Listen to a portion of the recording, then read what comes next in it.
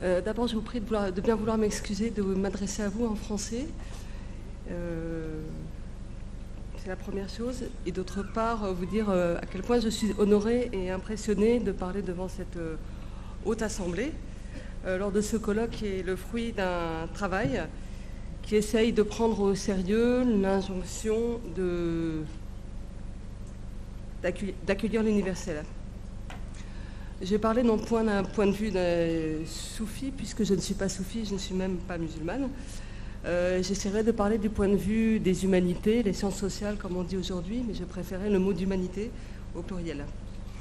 Dans ces disciplines, le mot commun que vous avez choisi de mettre en titre de ce beau colloque renvoie au commun au pluriel.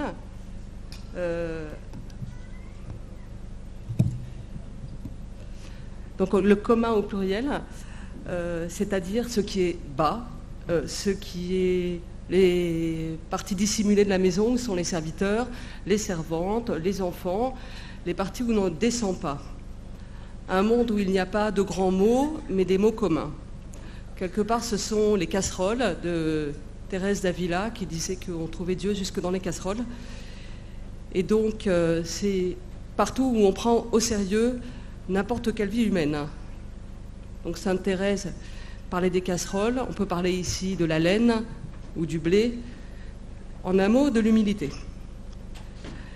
Ici, me semble-t-il, vous parlez de ce qui est commun, de ce qui est bas, au-delà de la vision que l'on a du soufisme comme une spiritualité, c'est un travail, un lieu, le faire vivre, un lieu nourri par les besogneux et les nécessiteux, par le travail qui est parfois le travail physique, mais également par la force de la réflexion.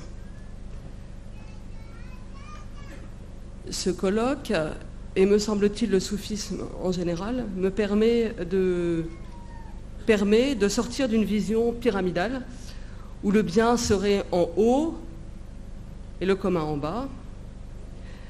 Ici, me semble-t-il, le haut et le bas en permanence s'échangent. Et cela est incarné par les aspects rituels sur lesquels vous insistez de manière tellement merveilleuse, les répétitions, les invocations, les prières.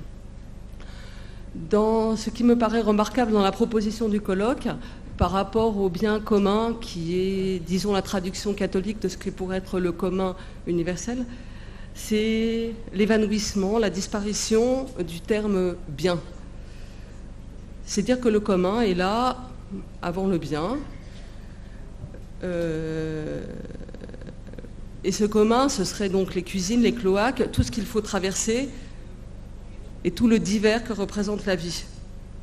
Tout ce divers que l'on rencontre et que parfois on ne veut pas regarder, on ne sait pas si c'est le bien.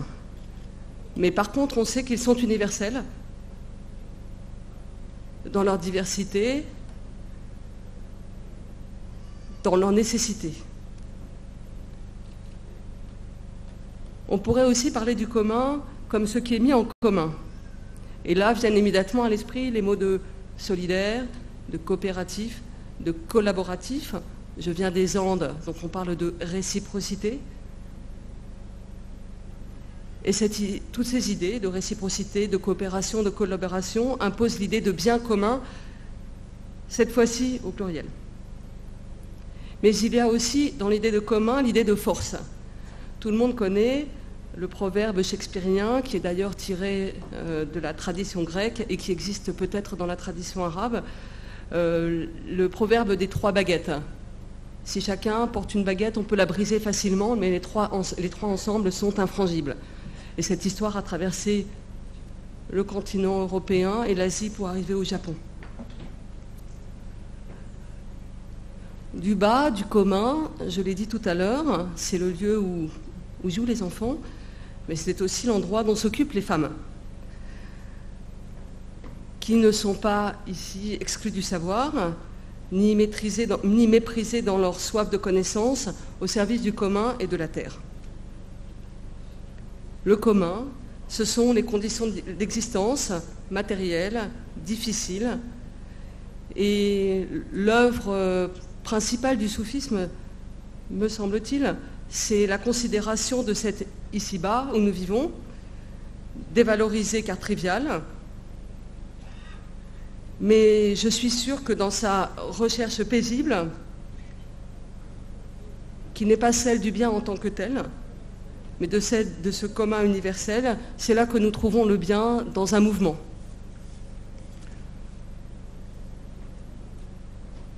Quelques mots de conclusion pour incarner ce que je viens de dire. Les problèmes que nous rencontrons aujourd'hui, les différents intervenants l'ont bien exprimé déjà, c'est l'aggravation des conditions communes de l'existence humaine sur Terre.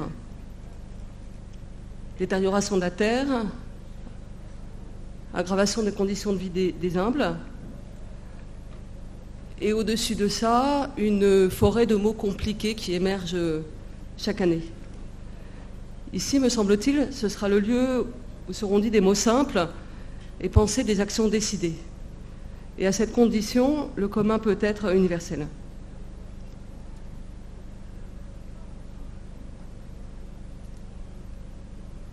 Les grands enjeux, me semble-t-il, aujourd'hui, c'est de n'oublier rien, donc ce commun qui paraît être insignifiant, rien qui ait l'air trop bas, ni personne qui paraisse indigne dans tout ce qui concerne l'humain.